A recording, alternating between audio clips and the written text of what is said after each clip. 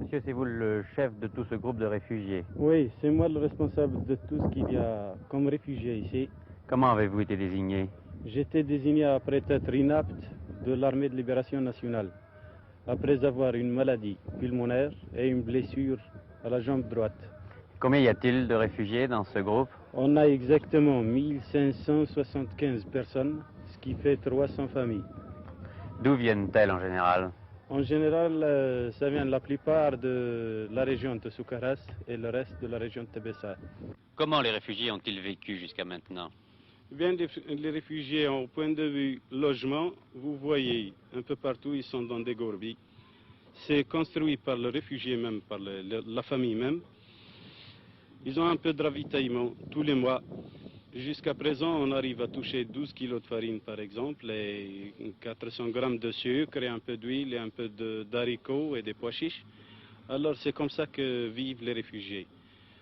Il y en a, on peut trouver parmi les réfugiés quelques-uns, un pourcentage de 5% qui vivent par leurs propres moyens. Ils sont très bien ceux-là. Ils ont un peu d'aide aussi par ce ravitaillement. Tandis que les autres sont dans un état très alarmant parce qu'il leur manque beaucoup de choses et beaucoup de calories et de vitamines. Par exemple, ils n'arriveront jamais à toucher, à se payer un peu de viande ou des légumes et des choses comme ça. Que font-ils toute la journée? Eh bien, on ne trouve pas grand-chose parmi les hommes, on ne trouve que les vieux, des types qui ne peuvent rien foutre. Alors ils ne font absolument rien du tout. Tandis que les autres, les adultes de 18 à 45, on ne trouve pas. Où sont-ils? Ils sont dans l'armée, Libération nationale. Et d'autres sont des moussabilines, comment dirais-je, ils travaillent avec l'armée. Et comment vont-ils revenir en Algérie? Eh bien, la question de leur rapatriement, ce sera par la Croix-Rouge internationale et une commission tripartite, comme vous le savez. On va commencer de les prendre de leur centre d'ici par des camions, je ne sais pas d'où ça vient.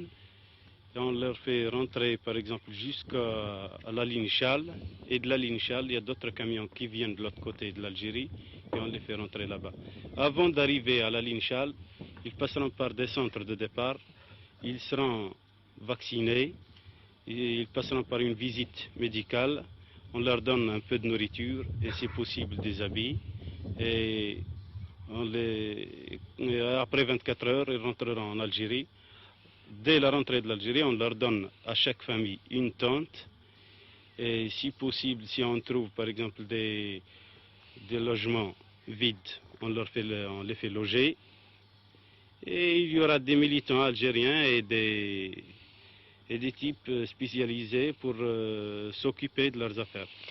Monsieur, tous ces enfants sont nés depuis la guerre, ou en tout cas ils étaient très jeunes quand la guerre a commencé. Vous ne leur avez pas appris à détester les Français? Oh, jamais, on n'a jamais fait apprendre à nos gosses de détester les Français parce que ça risque de leur donner une idée racisme. Et nous, on est en train d'anéantir le racisme. On ne veut pas l'avoir chez nous.